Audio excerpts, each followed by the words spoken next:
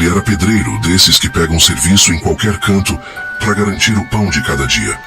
Não tinha medo de trabalho pesado, pegava obra de sol a sol e não reclamava de nada.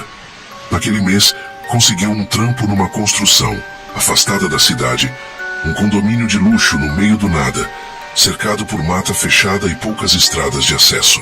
O patrão, um tal de seu Norberto, era um sujeito esquisito. Alto, magro, olhos fundos como se nunca dormisse direito e sempre de luvas pretas, mesmo no calor escaldante. Falava pouco, e quando falava, sua voz era rouca e arrastada, como se cada palavra fosse um esforço. Tinha um jeito de encarar as pessoas que deixava todo mundo desconfortável, como se estivesse analisando alguma coisa que só ele enxergava.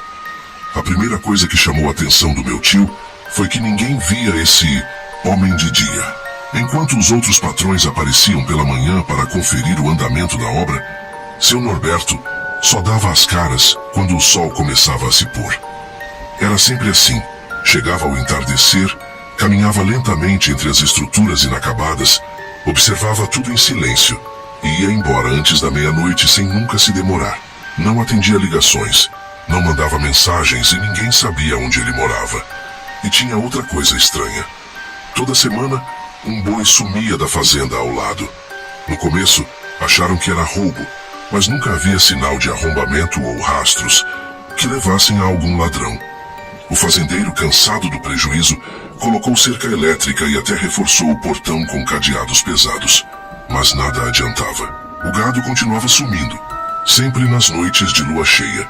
E ninguém sabia como. Uma noite, o tio Sandro ficou até mais tarde terminando um serviço no galpão.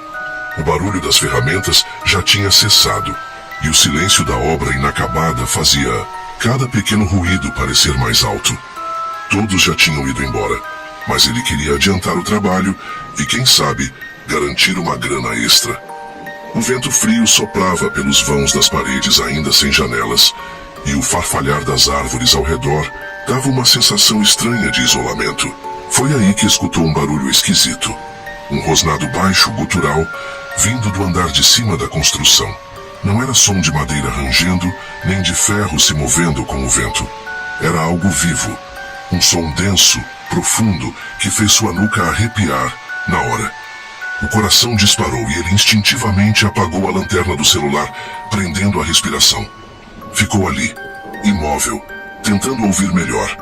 O silêncio se tornou pesado, como se a própria noite esperasse pelo que viria a seguir. Os passos eram pesados, abafados, como se algo muito grande estivesse se movendo lá em cima, arrastando-se lentamente pelo concreto bruto. Era um som estranho, um ritmo que não parecia humano, mais parecido com o de um animal enorme circulando seu território. De repente, um estrondo ecoou pela obra. Algo caiu ou foi derrubado com força, fazendo a estrutura tremer levemente. O barulho foi seco, pesado, como se uma viga ou um saco de cimento tivesse sido lançado contra o chão. O tio Sandro sentiu um frio subir pela espinha. Sua mente gritava para ir embora, mas a curiosidade, ou talvez o puro instinto de sobrevivência, fez com que ele desse um passo à frente. Curioso e ao mesmo tempo arrependido por estar ali, começou a subir a escada de concreto bem devagar, cada degrau ecoando no silêncio da obra. Suas mãos estavam suadas, e ele sentia o coração batendo forte no peito. Quando chegou ao último lance de degraus, ergueu a cabeça devagar e viu algo que gelou sua espinha. No meio da laje mal iluminada pelo luar, uma figura disforme se movia, lentamente, respirando de maneira pesada, quase animalesca. Algo grande, algo que não deveria estar ali. No meio da laje, iluminado apenas pela luz pálida da lua, estava seu Norberto. Mas não era mais um homem. Seu corpo estava deformado de maneira grotesca.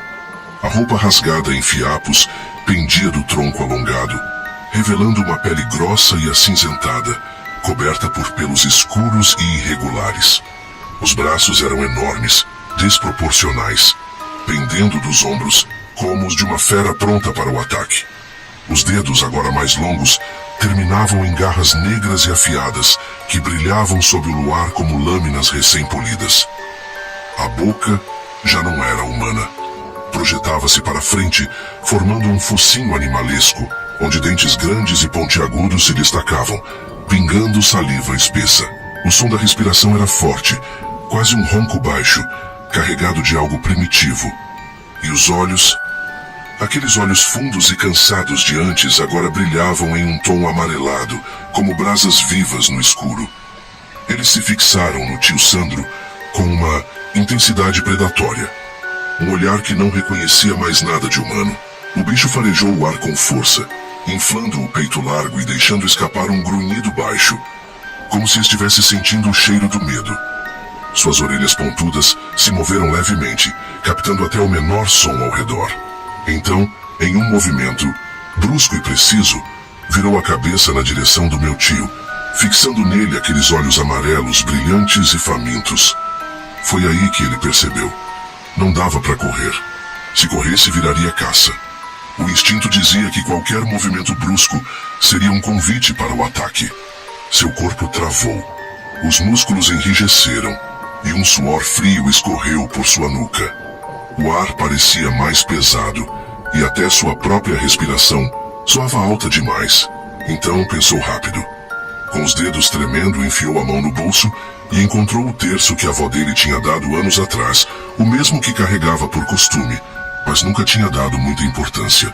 Segurou firme, sentindo as contas frias entre os dedos calejados e, sem tirar os olhos da criatura, apertou com força, como se aquilo fosse a única coisa entre ele e a morte certa. O lobisomem rosnou mais alto, um som profundo e ameaçador que fez o peito do meu tio vibrar, como se o próprio ar ao redor tremesse.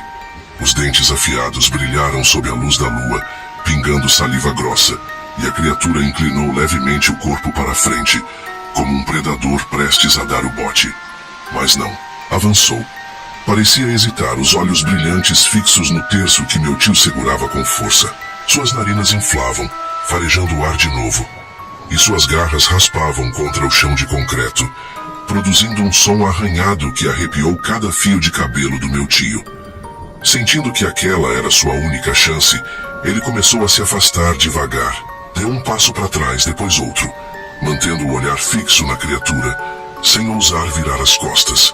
Cada movimento parecia uma eternidade, e ele podia ouvir seu próprio coração martelando nos ouvidos. Quando finalmente sentiu a borda do degrau sob o pé, não pensou duas vezes. Girou o corpo e desceu a escada correndo feito alma penada, quase tropeçando nos próprios pés, sentindo nas costas o peso de um olhar que parecia segui-lo na escuridão.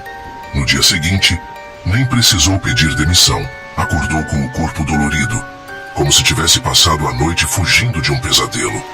Mas sabia que aquilo não tinha sido um sonho.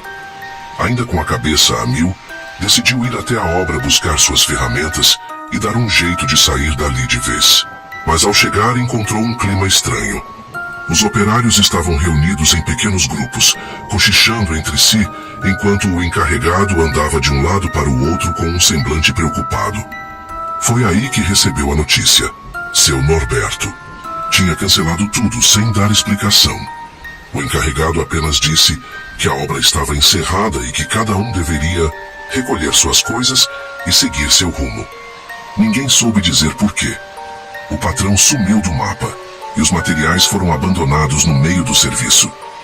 O condomínio nunca foi terminado. O terreno ficou lá, esquecido, tomado pelo mato e pelo tempo. Dizem que de vez em quando, moradores da região escutam uivos estranhos vindo daquela direção. Mas ninguém tem coragem de ir lá ver,